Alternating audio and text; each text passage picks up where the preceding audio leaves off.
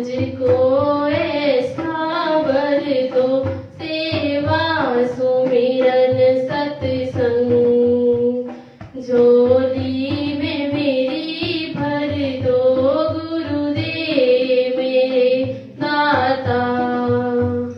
मुझको ऐसा वर दो, सेवा सुमिरन सत्संग, झोली में मेरी भर दो गुरुदेव मेरे दाता। मुझको ऐसा वर दो, मुझको ऐसा वर दो। सच्चिदानंद भगवान की जय। श्री सद्गुरुदेव महाराज। सच्चिदानंद भगवान की जय। श्री सद्गुरुदेव महाराज की जय। गुरु जी में तो एक निरंजन द्याऊ जी तो जाके संग नहीं जाऊ जी, न जाऊ जी, न जाऊ जी। गुरु जी में तो एक निरंजन द्याऊ जी, तू जाके संग नहीं जाऊ जी, न जाऊ जी, न जाऊ जी। दुख न जानू मैं दर्द न जानू, दुख न जानू मैं दर्द न जानू। ना कोई वेद बुलाऊ जी, बुलाऊ जी, ना कोई वेद बुलाऊ जी, बुलाऊ जी। सतगुरु वेद मेरे अविनाशी, सतगुरु वेद मेरे अविनाशी। वाही को नाड़ी बताऊ जी, बताऊ जी, तो जाके संग नहीं जाऊ जी, न जाऊ जी, न जाऊ जी। गुरु जी में तो एक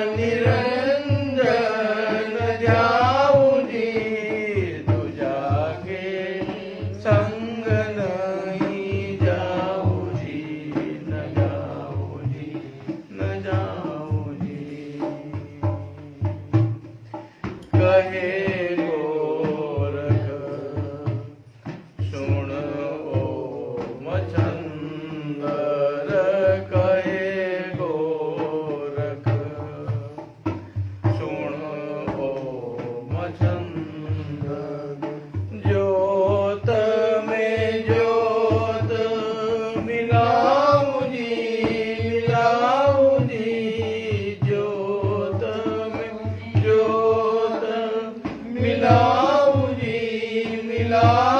जी सतगुरु की मैं शरण गए थे, सतगुरु की मैं शरण गए थे, आवागमन में मिटाऊं जी तू जाके संग नहीं जाऊं जी, न जाऊं जी। गुरु जी मैं तो एक निरंजन जाऊं जी तू जाके संग नहीं जाऊं जी, न जाऊं जी। बोलो श्री सच्चिदानंद नंद भगवान की जय। श्री सद्गुरुदेव महाराज।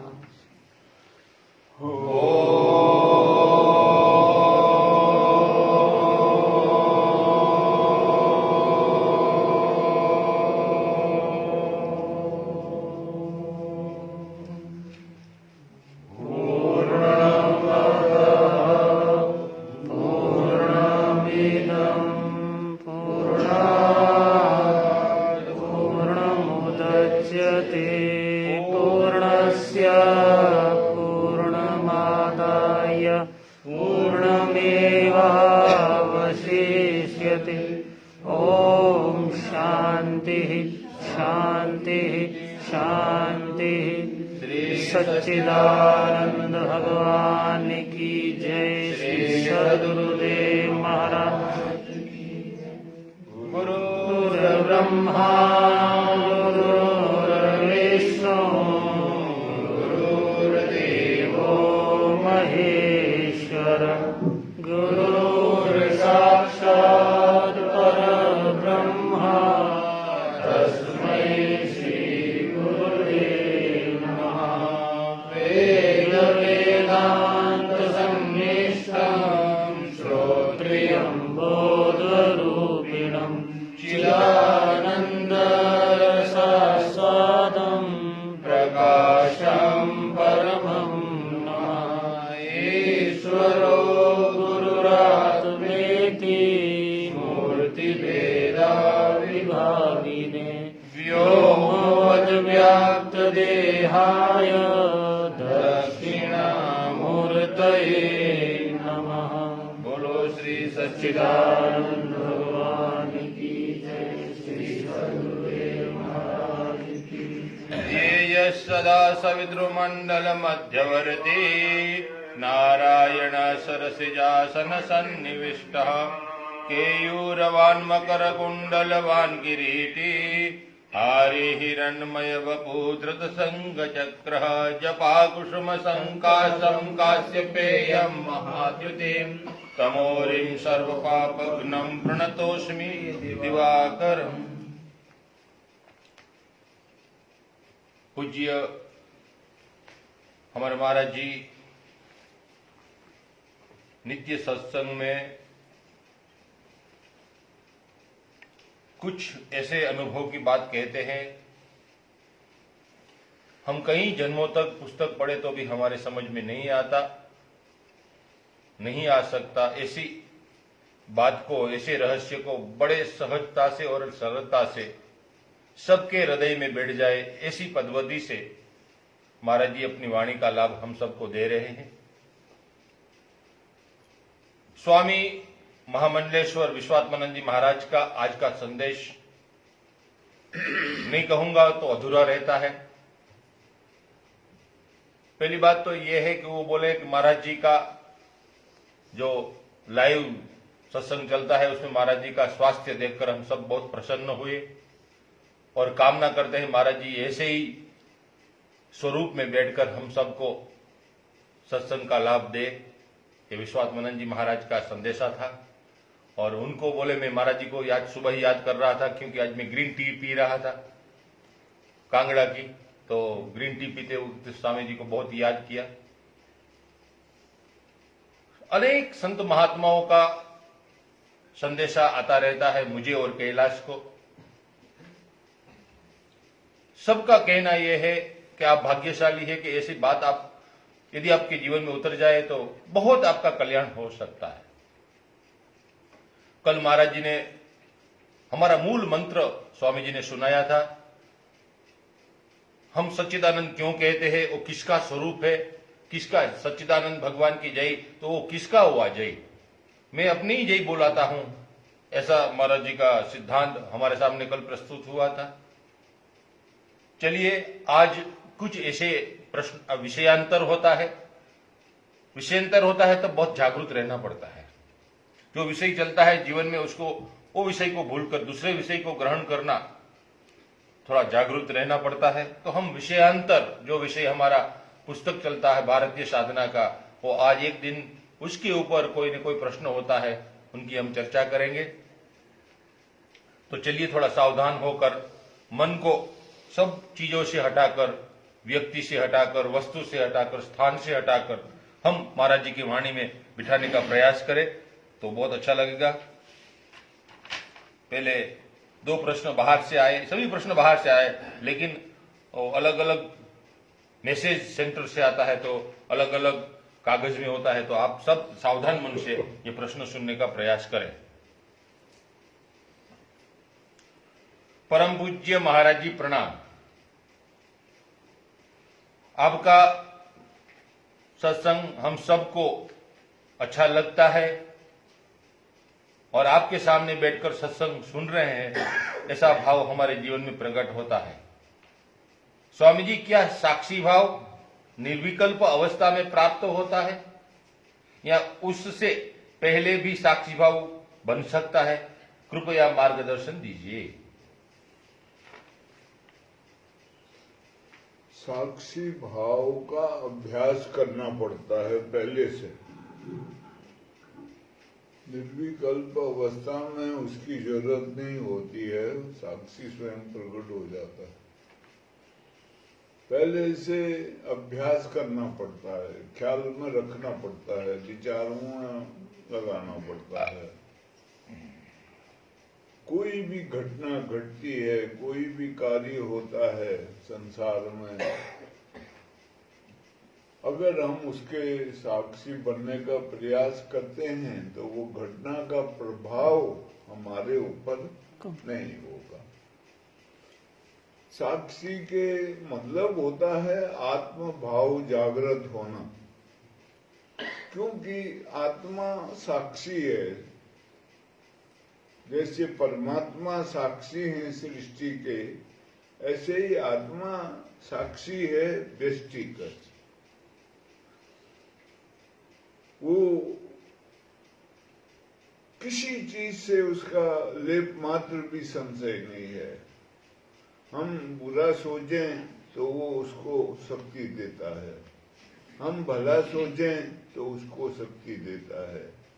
हम दीवार पर चढ़ रहे हैं तो वो हमको चलाने में ताकत देगा, हम गिर पड़ते हैं तो गिरने में वो शक्ति देगा। वो किसी चीज से लिप्त नहीं है, इसलिए उसको साक्षी बोलते हैं। नित्य है, शुद्ध है, बुद्ध है और मुक्त है। वो जब प्रकट हो जाएगा तब तो उसका ख्याल रखने की जरूरत नहीं आएगी। लेकिन आम अवस्थाओं में हम कभी भी साक्षी का रूप धारण कर सकते हैं। एक महात्मा के साथ में जा रहा हूं, महात्मा मेरे पुराने मित्र भी हैं, परिचय भी हैं, गुरु भाई भी हैं बड़े। उनका रिक्शे वाले से झगड़ा हो गया। रिक्शे वाले ने ज्यादा पैसे मांग लिए कुछ, उनका झगड़ा हो गया उससे। मैं खड़ा था तो मैं कुछ बोला नहीं, वो झगड़ते रहे। काफी देर के बाद तू मैं होने के बाद वो बीच के एक उसमें समझौता हुआ, उन्होंने पैसे वैसे दिए उसको। तो मेरे से बोलने लगे, बोले नहीं कुछ भी, चुपचाप खड़े रहे। मैंने कहा हाँ मैं देख रहा था,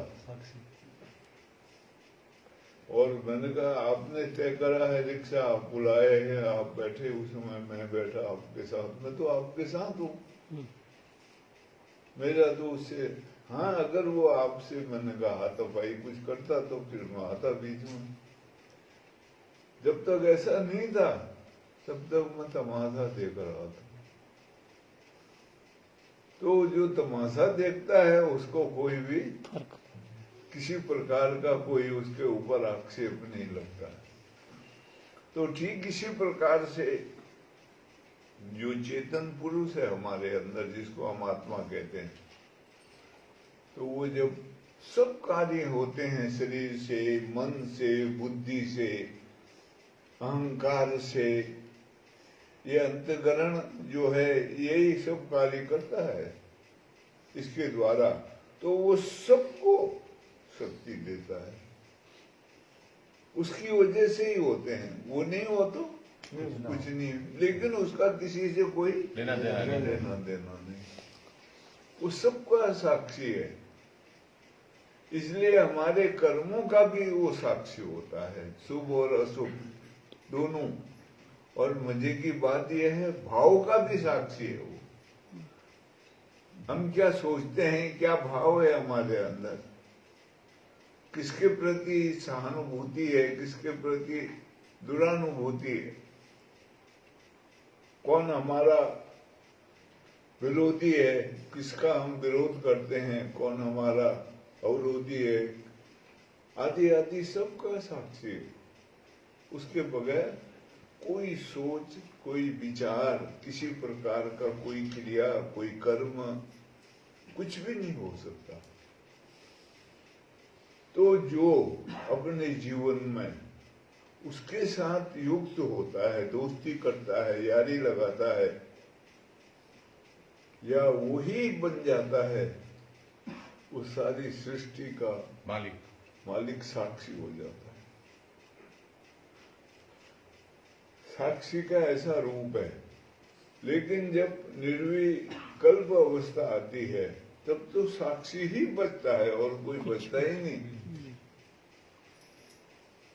न विचार रहेंगे, न भाव रहेगा, न क्रिया रहेगा, न कोई कलाप रहेगा, वही रहेगा एकमात्र, उसको ही भगवत तत्व कहते हैं। वही परम सत्य है, परम लक्ष्य है, वही परम धीमहि है। इसलिए वो जो भागवत है उसका एक प्रकरण ही वही है, सत्यम परम धीमहि। सत्यम परम धीमहि। सत्य ही एकमात्र है जिसको ध्यान में लाया जाता है, जिसका ध्यान किया जाता है, जिसको धारण किया जाता है, और कुछ नहीं। अद्वैत अवस्था है वो परम, इसलिए पूरा प्रकरण ही उसी पर है। तो वो साक्षी भाव का शुरू में अभ्यास डाला जाता है, साक्षी होने का। कोई भी घटना घट रही हो तो उससे युक्त नहीं हुआ जाता, जुड़ा नहीं जाता। अब कोई मुसीबत आ गई, हाय हाय रोना धोना हो गया, नहीं, मैं ये शरीर और इसके गुण धर्म तो था नहीं, मैं तो इसका साक्षी हूँ। कोई भी घटना के साक्षी होते हैं हम। और दो कार्य हमेशा होते हैं हमारे से, एक कर्म होता है और एक साक्षित्व होता है। साक्षित्व, जो भी काम हम करते हैं उसके हम साक्षी भी होते हैं, लेकिन हम साक्षी को पकड़ नहीं पाते हैं, कर्म को पकड़, कर्ता को पकड़ लेते हैं। कर्ता को और कर्म को पकड़ में आता है, साक्षी रह जाता है पीछे, उसकी पकड़ नहीं आती है, उस पर ख्याल जाता नहीं है। इस साधक का कर्म है, साधक का जागृति है वही कि वो साक्षी को पकड़े, कर्म की तरफ ख्याल न लगाए, कर्ता की तरफ, क्रिया की तरफ ख्याल न जाए, साक्षी की तरफ ख्याल रखे हमेशा। तो कर्म भी अपने आप ऐसे होंगे जिसका हमको पछतावा ना हो कभी। वाह। अगर साक्षी जागरूक हो जाएगा तो अपने आप कर्म सुधर जाएंगे, उसका पछतावा नहीं होगा हमको कर्म करने का। साक्षी की सबसे बड़ी महिमा है, दृष्टा भाव जीवन में आ जाए, सब कुछ जान लिया, सब कुछ पा लिया, और कुछ नहीं चाहिए। ये धीमे धीमे धीमे त्याग भावना से उत्पन्न होता है। त्याग आए जीवन में तभी ये साक्षित्व प्रकट होता है। तो पुण्य कर्मों के साथ इसका संबंध है, इसलिए बड़ी बात है साक्षी होना। वास्तव में जो पूर्ण साक्षी है वो परमात्मा है, सबके साक्षी हो, पूरी सृष्टि के साक्षी एक ही है। लेकिन ऐसी महिमा है, ऐसी रचना है उसकी अनहोनी, वो सबके भीतर बैठ के साक्षी कर रहा, और वो एक ही है, तुम्हारे मेरे उसके उसके अलग अलग नहीं है। लेकिन साक्षित्व जब प्रकट होगा तो अलग अलग होगा, तब वो अलग अलग हो जाएगा। अभी वो एक ही है सब में, लेकिन उसकी अवस्था में वो अलग अलग हो जाएगा। इसीलिए एक मुक्त होगा तो वही मुक्त होता है, ऐसा नहीं सब सृष्टि मुक्ति हो जाएगी।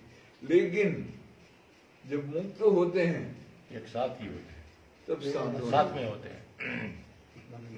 सब हजारों लाखों साल पहले ऋषि मुक्त हुए हैं, और मैं अभी होता हूं तो इकट्ठे ही होंगे हम। काल नहीं है, काल ही नहीं है वहाँ। हाँ, काल इधर नहीं। काल नहीं है। वहां क्योंकि समय नहीं है। समझ नहीं है, वहां काल नहीं है।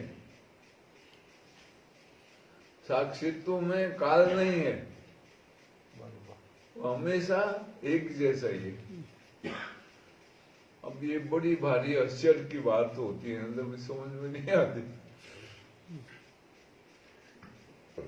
लेकिन अभ्यास करने से धीमे धीमे समझ में आएगी। लेकिन उसके लिए जागरूक रहना पड़ेगा, बहुत जागरूक रहना पड़ेगा। वो भजन इसीलिए है, अपने आत्म के चिंतन में हरदम जागृत रहना है, क्योंकि वो जागरूकता ही जो है वही हमको वहां तक पहुंचाएगी। और हमारे जीवन में जो सबसे बड़ा जागरूक तत्व है वो प्राण है। ये कभी सोता नहीं है, जागते रहता है। राम जी सो जाते हैं, हनुमान जी हनुमान जागते जी। हैं। हनुमान जी जागते हैं। वो जागरूक रहते हैं हमेशा। सोए हुए को कोई भी उठा ले जाएगा, लेकिन हनुमान उठा ला फिर उसको मार ले आता है। ले आते हैं। ऐसा है, इसके लिए जागरूक होना बहुत जरूरी है, पल पल जागते रहना।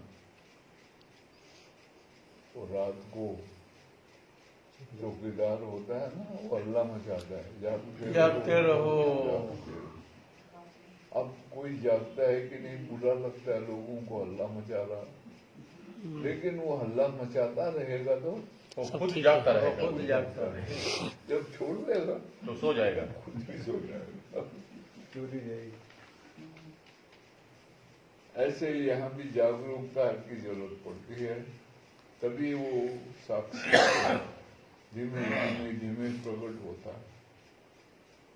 और जीवन में साक्षित्व प्रकट हो जाए तो हम हमारे विचारों के हमारे भाव के, हमारे क्रियाकलाप के, सब चीज के साक्षी हो जाएंगे।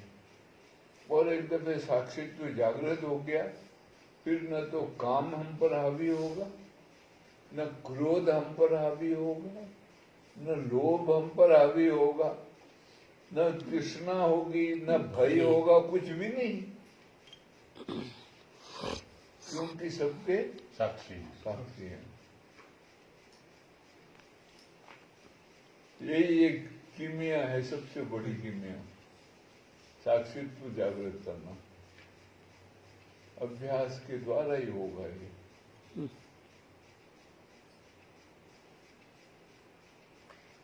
ये मंदिर भी होते हैं, मतलब साक्षी गोपाल, हाँ ऐसा मंदिर होते हैं।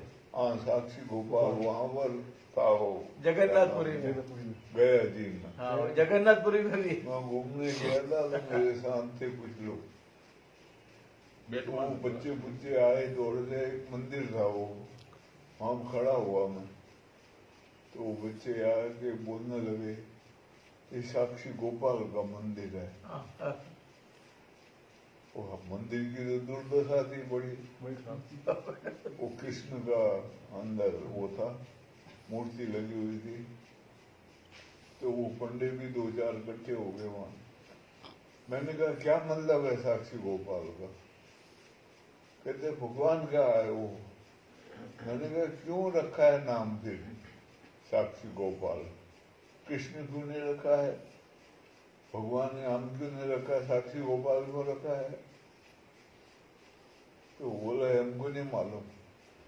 मैंने कहा साक्षी है, गो कहते हैं इंद्रियों को, पाल मतलब पालने वाला, इंद्रियों को जो पालता है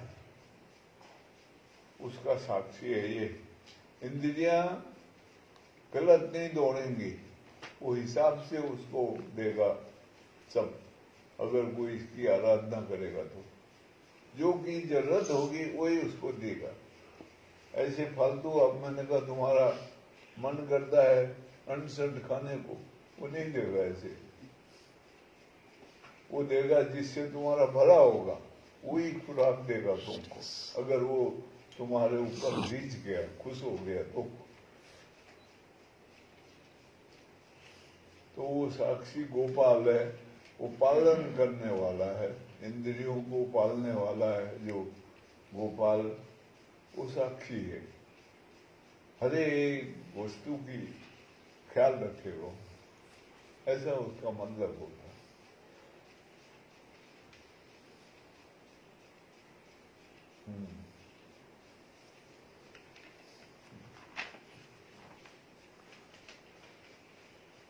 महाराज जी प्रणाम। आपने सत्संग में कई तत्वों के विषय में हमको सुनाया। कल चित्त और अचित तत्व के विषय में भी आपने बहुत अच्छा सुनाया था। मेरे मन में प्रश्न उठा है कि गोपी भी एक तत्व है, तो गोपी तत्व के विषय में मार्गदर्शन करने की कृपा करें। प्रणाम। गोपी एक भाव है और गोप भी भाव है। ये गुप्त भाव हैं, छुपे हुए। प्रेम जागृत होता है जब, तो वो गुप्त होता है। अनादिकाल से, आधे घंटे ठहर के करना। अनादिकाल से ये जो साधना की पद्धतियां हैं, ये गुप्त रखी गई हैं, आम किसी को दिखाने के लिए नहीं होती। भक्ति ऐसी कीजिए दूसरा लखे न कोई, जो मेहंदी के पात में लाली है दब कोई। अब मेहंदी हरे रंग की होती है, लेकिन जब उसको पीसते हैं खूब और लगाते हैं तो उसका रंग लाल आ जाता है। ऐसे ही भक्ति का जो स्वरूप है वास्तविक वो गुप्त है, बहुत गोपन है। और वो प्रेम ही तब प्रकट होता है जब वो गुप्त है। अगर वो खुला हो गया तो उसमें प्रेम नहीं होगा, वो दिखावा होगा, एक बाहरी दिखावा हो जाता है। इसलिए जो चादरें ओढ़ते हैं, मंदिर जाते हैं, पूजा पाठ करते हैं बाहरी, ये सब ढकोसलेबाजी कहलाती है, दिखावा मात्र होता है ये। इसके पीछे कोई हमारा प्रेम भाव नहीं होता है। ऐसी कहानी आती है, एक रानी थी, वो बहुत भक्ति का भाव दिखाती थी, भगवान की पूजा आराधना करती थी, सुबह बहुत देर तक आरती उतारे करे। राजा कभी नाम भी नहीं लगे और काम में लगे रहे। तो राजा से कहे कि भाई आप भी भगवान का नाम लो, आप भगवान का नाम नहीं लेते। तो राजा कहता है तुम लेती हो ना, बस ठीक है लिया करो। और राजा हंस दिया करे। एक दिन रात को सपने में राजा के मुंह से सोए हुए में भगवान का नाम उच्चारण हो गया, सोए हुए में। तो रानी जागरूक थी, उसने सुन लिया तो बड़ी खुश हुई वो। उसने कहा राजा ने भगवान का नाम लिया। तो दूसरे दिन उसने भंडारा करा, बहुत से लोगों को भोजन पर बुलाया। तो राजा भी भोजन करने बैठा। तो राजा ने कहा मैं पूछ सकता हूँ ये भंडारा तूने क्यों करा, कल किस खुशी में किया? बोला हाँ, कल आपके मुंह से रात को नाम का उच्चारण हुआ भगवान के, इस खुशी में मैंने करा। तो कहानी में वर्णन आता है राजा ने आत्महत्या कर ली। बोला मेरे भक्ति का ढिंढोरा पीटने का तुमको किसने अधिकार दिया? मैं भक्ति करता हूँ अपने लिए और अपने कल्याण के लिए, और तुमने उसका ढिंढोरा पीट दिया। लोगों को समझाया कि मैं भगत हो गया। मैं नहीं चाहता था कि मेरी भक्ति का प्रचार हो, लोगों सुने। तो ऐसे गोप और गोपी शब्द का मतलब होता है गोपन। संस्कृत में इसका मतलब आता है गोपन, गुप्त। और भाव ही तब प्रकट होगा। इसलिए वो प्रेम के मगन है गोपियां। जब उद्धव समझाने गया उनको, तब वो कहते हैं उदो मन न भय 10-20, एक हतो जो गयो श्याम संग, अब कौन आराधे ईश। उदो मन न भय 10-20। वो कहते हैं एक मन था हमारा, वो भगवान में लग गया है, और भगवान चले गए तो मन उनके साथ ही चला गया, तो उसका वियोग हो गया हमको। अब कौन भगवान की आराधना करेगा? मन ही जब उसमें लग गया तो ऐसा वर्णन आता है। ये गोप बाल वो एक साधना की पद्धति है, वो उसमें साक्ष्य भाव का वर्णन आएगा। भाव अगर बनाएंगे तो साक्ष्य भाव मतलब दोस्ती, भगवान के साथ दोस्ती है गोपियों की और गोप बाल की। तो एक गुप्त रहस्य है। अभी वो एक आईजी बन गया, पांडे, हाँ सखी बन, सखी संप्रदाय।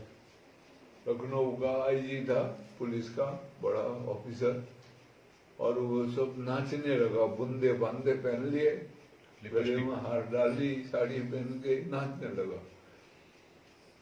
तो वो उसके अंदर से वो गुप्त रूप से प्रेम प्रकट हुआ है। ये एक पद्धति मानी जाती है आज इसको सखी भाव कहते हैं। वो वृंदावन आदि में, उधर डाकोर आदि में मिलते हैं ऐसे साधु महात्मा होते हैं बहुत से। वो गोपी भाव से भगवान को अपना पति मानते हैं और खुद को उसकी प्रेमिका भगवान की। और कोई है नहीं दुनिया में जिससे प्रेम किया जाए। सब चीज नाशवान है, खत्म हो जाने वाली है। भगवान अविनाशी तत्व है, उससे जो प्रेम करते हैं वही गोप और गोपी बाल होते हैं। वाह भाई वाह। और वो प्रेम बहुत गुप्त है, बहुत आंतरिक है। इसलिए पुराने समय से साधना की जो पद्धतियां आ रही हैं बहुत गुप्त रही हैं। जो बाहर प्रकट हैं वो आम जनता में वो दिखावा होता है। जो वास्तविक है साधना की पद्धतियां गुप्त रही हैं पुराण। उपनिषद कहते हैं यस्य देवे परा भक्ति यथा देवे तथा गुरु तस्यते यथा कथिता प्रकाशन्ते महात्मनः। वो ऐसा भाव उसके अंदर प्रकट हो जाए तब वो उसको प्रकाशित होता है, प्रकट होता है। इसलिए कहा है वेदांते परमं गुह्यम पुरा कल्पे प्रचोदितम्। कल्पे प्रचोदितम्। अनादिकाल से बताया गया है। वेदांत बहुत पुराना गुह्य है, प्राचीन और गुप्त है बहुत। वाह। तो इसीलिए गोप भाव है वो कोई वो नहीं है, फिलोसफी नहीं है। और वो भाव उन्हीं को प्रकट होता है जो गुप्त साधना में लगे रहते हैं। और सबसे गुप्त साधना नाथ ब्रह्म की कहलाती है। बिल्कुल रात्रि को करते हैं उसको और बिल्कुल एकांत में करते हैं और किसी को नजर नहीं आए इसलिए ऊपर से कपड़ा भी डालते हैं और अंतर से लो लगाते हैं। आदि शब्द परमात्मा का से जो प्रस्तुत हो रहा है उसको सुनने का प्रयास करते हैं, अपनी सुरता को वहां जोड़ते हैं। इसलिए उसका नाम एक रखा है सुरत शब्द योग। हाँ, जोड़ना उसके साथ। और धीरे धीरे सुरता लीन हो जाती है तो शब्द ही रह जाता है और शब्द लय होता है तो परमात्मा रहता है। वाह। इसलिए कहा है शब्द ब्रह्मणे निष्णातः परब्रह्माधिगच्छति।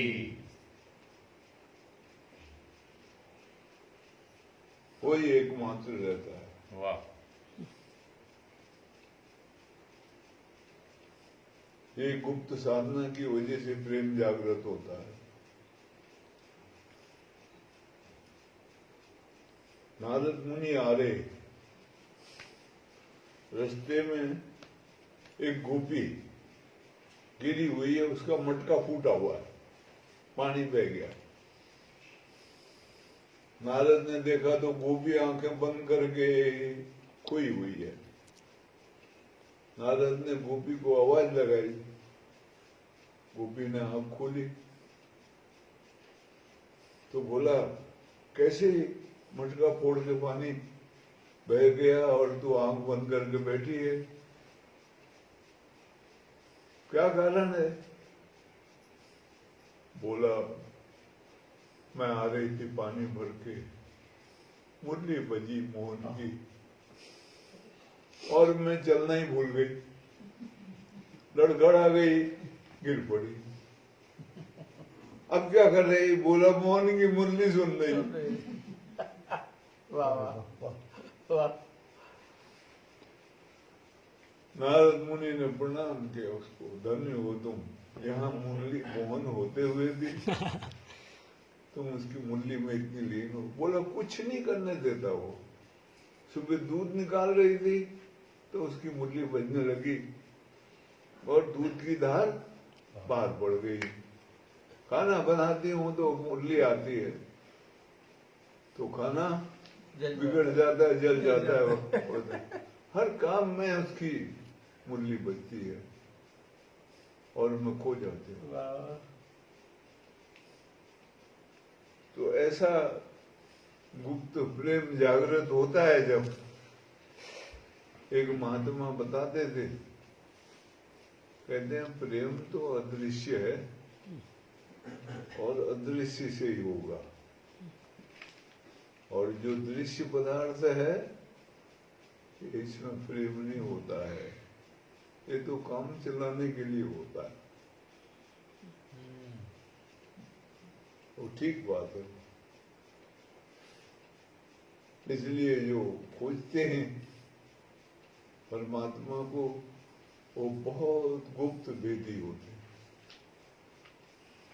पर उनके अंदर प्रेम जागरूक रहता है, तभी वो खोज सकते हैं।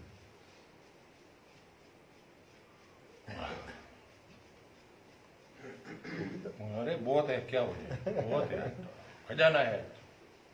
लेकिन आपने ये जो प्रश्न बहुत अच्छा हम सबको सुनाया, मन में बहुत खुशी हुई और नई नई जानकारी हुई।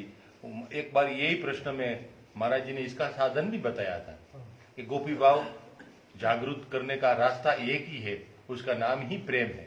और वो प्रेम कैसा प्रेम है, उनके कई दोहे महाराज जी ने सुनाया था। और दोहे एक ऐसा है कि वो प्रेम से ही प्रकट होता है, ऐसा एक दोहा है वो महाराज जी बहुत सुनाते हैं। प्रेम ते प्रकट कोई में प्रेम से प्रकट हो कोई में हरि व्यापक सर्वत्र समान। वो रामायण का प्रसंग है। भगवान शंकर कहते हैं देवताओं को, जब सब देवता वगैरह ब्रह्मा जी वगैरह आए मिलके, तब वहां पर चर्चा हुई। तो कोई कहते भगवान को वैकुंठ में ढूंढो, कोई क्षीर सागर में, ऐसे ऐसे सब चर्चा कर रहे हैं। तो वहां भगवान शंकर कहते हैं मैं चुपचाप खड़ा था, तो ब्रह्मा जी ने मेरे से पूछा आपका क्या विचार है। तब कहते हैं मैंने कहा उन सुरों के बीच में, देवताओं के बीच में, हरि व्यापक सर्वत्र समान, प्रेम ते प्रकट हो ही में नहीं जाना। जाना। कहते हैं भगवान सब जगह व्याप्त है, कोई जगह ऐसी नहीं जहां न हो, इसलिए उसका नाम ही विष्णु है। अणु अणु में हो, और वो जब प्रकट होता है वो प्रेम से, उसके प्रति लगाव हो जाए, प्रेम हो जाए, तभी प्रकट होगा वो। तो साधु साधु कह ब्रह्म बखाना। पुराने समय में वाह वाह। जब कोई बहुत अच्छी बात करता है हमको शिक्षा देने की और हमारे कल्याण के लिए, तो उसको जो उपाधि मिलती थी साधुवाद। भाई की साधुवाद। साधुवाद, बड़ा महत्व था साधु का। साधुवाद देते थे, वो भूल गए, आज वाह वाह करते हैं, वाह करते हैं अब तो। वाह। वाह। पुराने समय में कभी कोई रोग भी आता है पहुंचे। ड्रामा डोमा में, उसमें भी साधु साधु करके पुकारते हैं, साधु बचन। तो वो है वो प्रेम गली अति सांकरी, तमें दो न समाये, जब मैं था तब हरि तो नहीं, अब हरि है मैं नहीं। प्रेम न बाड़ी उपजे, प्रेम न हाट बिकाए, राजा प्रजा जेहि रुचे शीश दिए ले जाए। जाए। शीश देना पड़ता है प्रेम के। और बाइबल में तो भगवान का स्वरूप ही प्रेम बताया। Love is God, love is God, God, God is love. वो प्रेम है। इसलिए प्रेम प्रेम सब कोई कहे, प्रेम न जाने प्रेम न जाने जाने कोई, कोई, प्रेम करे साईं मिले। प्रेम कहावे सोई। वो गोप और गोपियों को प्रेम। वाह भाई वाह, वाह, जोरदार महाराज जी, ये तो मजा आई। महाराज जी, ये मीना बहन है ना, ये इसका पाठ करती है, वो गोप और गोपी का गुप्त प्रेम का। वो एक बहुत लंबा है, लेकिन एक मिनट का एक श्लोक बहुत गुप्त है, वो आपको सुना देते हैं, बहुत मजा आएगी। नखलु गोपिका नंदनो भवान अखिल देहिना मंतरात्मद्रो विघ्न सार्थितो विश्वगुप्तये सखयो देवा शाश्वतां कुले। अपन अर्थ क्या समझ आता हाँ? अर्थ क्यों ના ના કરાય અત્યારે, ના કરાય. તો ભાઈ આ સત્સંગ છે, સત્સંગ છે. ના સર મહારાજજીનું છે અત્યારે. એનો અર્થમાં બે 5 मिनट ना થાય પૂરો, મિનિટ નો થઈ જાય વાંધો ના આવે। बाद में करेंगे। ये बोले इसका अर्थ हो कि 1 घंटा चलता मैं तो है। ये लोग को तो हमारा संस्कृत में तो कोई समझ में नहीं आएगा, तो इसका अर्थ तो ये करेगा ना। बाद में सुनो। बाकी ना कराए, इन्होंने પોતાનું મૂળ છે। महाराज जी, इसमें जो आपने कहा ने, ऐसा एक प्रश्न है महात्मा जी का, वो आपने उसका उत्तर दे दिया है। उस महात्मा जी को प्रणाम कर लेता हूँ। वो सूरज शब्द योग के विषय में प्रश्न पूछा था, लेकिन आपने उसका चर्चा करी उस महात्मा को। देखिए, 4 महात्मा का प्रश्न है, हमारे भी ऑनलाइन एक प्रश्न आया है, समय लगेगा तो उसका ले लेंगे क्रम में, सीनियोरिटी के हिसाब से। ओम नमो नारायण। महाराज जी, चिदाकाश में मन का स्वरूप आंशिक एवं सूक्ष्म रहता है कि नहीं रहता? कृपया मार्गदर्शन दीजिए। मन का रूप बदल जाता है। अभी जो मन है वो संसार के प्रति आकर्षित है, इसके लिए दौड़ता है और इसी के लिए कर्म करवाता है, शरीर से विचार करवाता है, बुद्धि से स्मरण करवाता है, चित्त से। ये सब अंतकरण के जो धर्म हैं, कर्म हैं, वो मन के द्वारा संचालित होते हैं, वो करता है। चिंतन करते करते करते एक ऐसी अवस्था आ जाती है जो मन का जड़ांश है वो भंग हो जाता है। जब उनका जड़ भाव खत्म होता है, मन में चेतनता आती है, मन चेतन हो जाता है और वो तब उसके साथ युक्त होते होते चेतन होगा। वो चेतन के साथ, अभी वो जड़ से युक्त है तो जड़ के भाव आते हैं। जब वो चेतन से युक्त होता है तो उसके अंदर चेतन भाव आते हैं। तो वो चेतन भाव के द्वारा जो विचार आते हैं, जो भाव आते हैं, जो ख्याल आते हैं, वही चिदाकाश का स्वरूप है। इसलिए चिदाकाश में प्रवेश के बाद ही कहते हैं रास लीला होती है, उससे पहले रास लीला नहीं होती है। एक भजन है, मन के मधुबन में रास रसाई रचिया, सब दुख मन के मधुबन सब दुख दूर हुए जब तेरा नाम लिया। वो मन का मधुबन है, उसमें रास जगह। तुलसीदास जी ने जो कहा है, सूझे ही रामचरित मणिमाणिक, गुप्त प्रकट जहाँ जो जेहि खानी। तो वो राम के जो चरित्र हैं वो चिदाकाश में ही प्रकट होते हैं, उसी में वो ख्याल में आते हैं। इसलिए हजारों लाखों साल पहले राम का जो अवतार हुआ है, उसके बाद तुलसीदास जी जब अपनी साधना में लगते हैं इस मार्ग में, तब वो कहेंगे ठुमुक चलत रामचंद्र, बाजत पैजनिया। वो चिदाकाश की गति है। इसी को समाधि भाषा भी बोलते हैं। और कुछ नहीं है, वो चिदाकाश ही है, वो चेतन का आकाश। अभी हम जो जी रहे हैं, जो व्यवहार कर रहे हैं, सांस ले रहे हैं, वो काय में है? चित्ताकाश। भूताकाश। ये भूतों का आकाश है, पंचभूतों से निर्माण है। और इन्हीं का जो खाली जगह है, ये अभी जो सत्संग सुन रहे हैं, ये मठाकाश है। ये मठ है, इसका आकाश है, इसमें सुन रहे बैठ के। तो ये जो व्यवहार में जाएंगे अभी महाकाश के नीचे, तो भूताकाश कहलाएगा। लेकिन जब अंतर में ध्यान की गहराई में उतरते हैं, तो ये सारे आकाश समाप्त होते हैं। वहां एक अलग आकाश प्रकट होता है,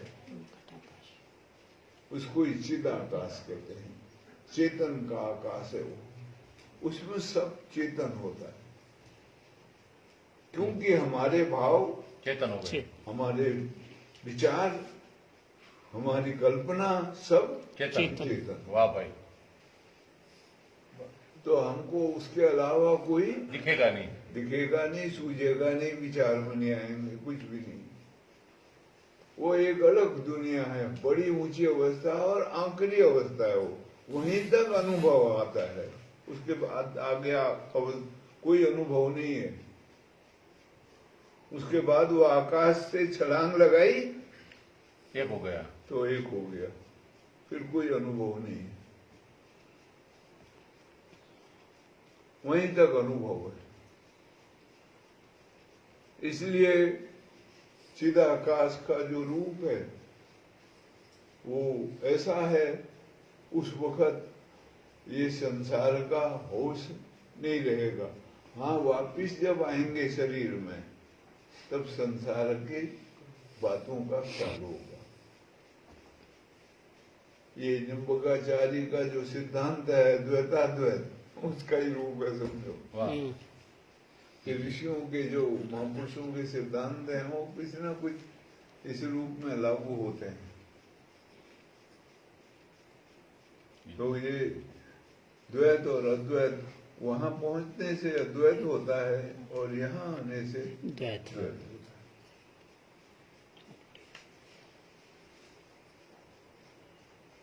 ये प्रश्न मेरे लिखने में बहुत वो हुआ, समझने में और लिखने में। कोई प्रश्न लिखा है तो समझ में नहीं आया, समझ में आया तो लिख नहीं पाया, लेकिन फिर भी कोशिश करी महात्माओं को भाव को प्रकट करने का। लंबा प्रश्न है, शॉर्टकट कर दिया है।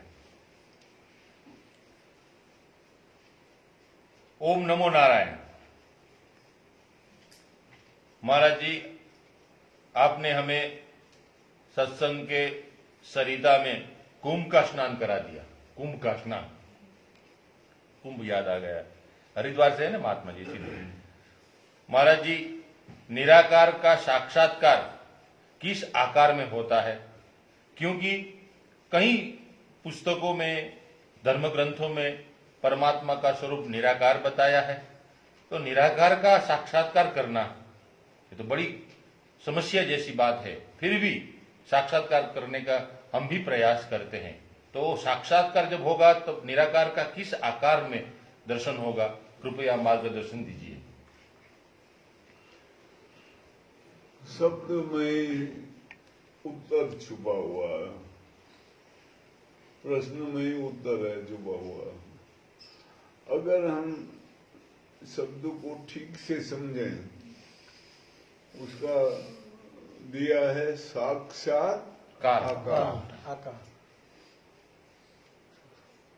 उसका मतलब क्या है? उसी आकार।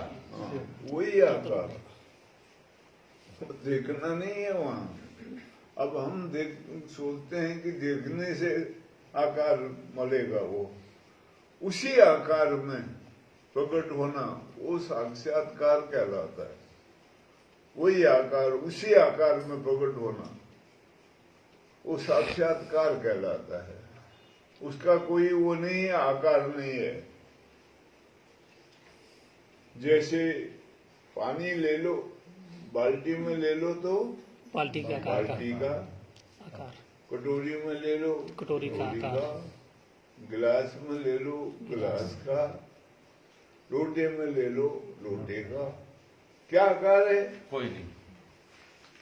जिस बर्तन में रखोगे वही आकार वो धारण कर लेता। ऐसे ही साक्षात्कार का मतलब ऐसा है कि अगर हमारे भाव में, हमारे अंतःकरण में कोई मूर्ति विशेष बसी है, कृष्ण की है, राम की है, शंकर भगवान की है, देवी माता की है, या किसी की भी है, गुरु की भी हो सकती है, तब अगर साधना की उत्कृष्ट अवस्था में प्रवेश पड़ा, पहुंचे हम, चिदाकाश के परे कहा जाए तो उस आकार में हमको हमारे भाव के अनुकूल दिख सकता है। भाव के अनुसार। अगर नहीं है तो हम ही जो हमारा अस्तित्व है, हमारा होना है, उस रूप के साथ एक हो जाएंगे, वही हो जाएंगे। इसलिए उपनिषद के ऋषियों ने बोला है और संतों ने कहा है, मैं वही रे, मैं वही रे, सगली सृष्टि मोही रे। मैं चारों युग चला आया, मेरा भेद न कोई कोई नहीं पाया।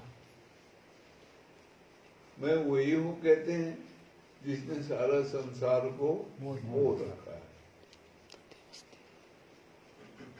मोह रखा है का मतलब आकर्षित, अपने पीछे लगाया हुआ है,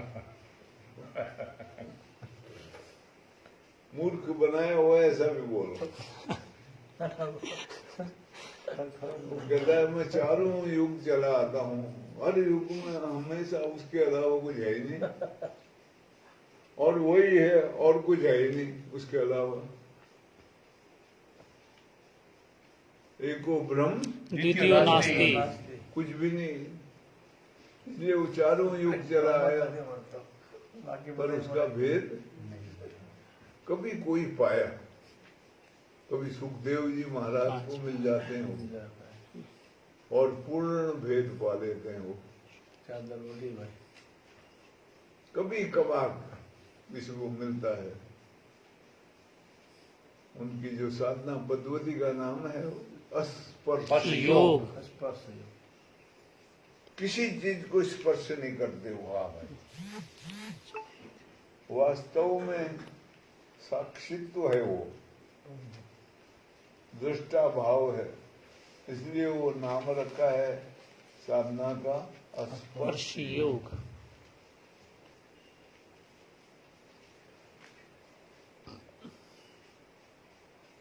तो अपने अपने भावों के अनुसार, इसलिए भाव बनाते हैं लोग बाग, और उसके अनुसार ये भक्तों का है कार्य। यानी पुरुष में नहीं होता भाव, वो स्वयं भगवान हो जाता है। वो बुद्ध भगवान कहते हैं, महावीर भगवान बोलते हैं, वो भगवान का रूप धारण कर लेता है, और साक्षात्कार का मतलब ही वही होता है, उसी आकार में ढल जाना, प्रकट होना। ये शब्द बहुत कीमती है, वो उसमें ही वो सारे अर्थ समाये हुए हैं, अगर समझ में आ जाए। लेकिन हम ख्याल नहीं करते शब्दों को, हम अलग हिसाब से जोड़ते हैं उसको। हम सोचते हैं कोई देख लेना साक्षात्कार होता होगा, अरे देखने में तो द्वैत बना रहता है। देखने वाला दो होंगे वहाँ, एक देखने वाला होगा, एक दिखने वाला, एक दिखाई देने वाली वस्तु होगी, दिखने वाली। तो यत्र द्वैतम तत्र नरकम। तत्र नरकम, वो नरक है। साक्षात्कार ही वास्तविकता निराकार है। है। वाह, वो अपने आप में शब्द ही सब कुछ है। वो आप ही ठाकुर, आप ही पूजा, आप ही कह यारी और न दूजा, आप ही ठाकुर, आप ही पूजा। ये और अब पूजा करनी है तो वो कहते हैं पूजा सदगुरु का कीजिए, कीजिए, आपा आपा मेट चरण चित दीजिए। अब पूजा करे बगैर नहीं रह सकते हम, तो कहते हैं सदगुरु का पूजा करो, आपा मेट चरण चित दीजिए। ऐसा है तो पूजा का। लेकिन ऐसा भी है, जब बुद्धदेव का शरीर छूट रहा था तो उनका एक शिष्य था, वो नहीं आया था। बाकी सब भिक्षु और सब आए हुए थे वहाँ, बड़े बड़े साधक वर्ग के लोग आए थे, लेकिन सारिपुत्र नहीं आया था। तब लोगों ने शिकायत करी, बुद्ध ने आँख खोल के देखा, बोला आए सब, बोला महाराज सारिपुत्र नहीं आया है। उसकी शिकायत करी, तब बोला ठीक है, आज के बाद मेरे बाद सारिपुत्र तुम्हारा मार्गदर्शक होगा। उसको बताया, और दूसरा बुद्ध की गति का उत्तराधिकारी सारिपुत्र था। तो वो जानकार महापुरुष है, तो ऐसा बताएंगे। और उन्होंने खुद उसको बोला था सारिपुत्र को, तुम में और मुझ में अब कोई भेद नहीं, अंतर नहीं है, इसलिए तुम अब मेरे से अलग हो जाओ। आत्मदीपो हो। तो सबको बोला अपदीपो भव। आत्मदीपो भव। अपने आप को अपना दिया बनाओ और अपनी आत्मा को अपना दिया बनाओ। बहुत कीमती भाषा है। प्रश्न है लेकिन क्षमा मांग लेते हैं। जिसका प्रश्न नहीं आया है वो अगले संडे को ले लेंगे, पहले उनको लेंगे। प्रश्न बहुत है लेकिन 5 बजे समय को हमको देखना पड़ता है, तो सबकी क्षमा मांग लेते हैं। जो प्रश्न नहीं आया तो आज इतना ही रखते हैं। महाराज जी की मानसिक पूजा कर लेते हैं ताकि सबका हो जाए। अब और ये प्रश्नोत्तरी अच्छा चलता है, ऐसा आने वाले समय में 1 हफ्ते 2 हफ्ते के बाद ऐसा करेंगे कि हफ्ते में 2 दिन कर देंगे, हफ्ते में गुरुवार और 2 दिन कर देंगे ताकि सबको आना जाए। ये सत्संग का लाभ पास वालों अब ले ले हैं। अभी कल से तो यहाँ सब ओपन हो जाएगा, खुल जाएगा शायद। कल से बोली जाएगी। हाँ, कल परसों, सॉरी परसों से। तो आज इतना ही, परसों से खुल जाएगा। बोलो आज इतना ही। बोलो श्री सच्चिदानंद भगवान की जय। श्री सद्गुरुदेव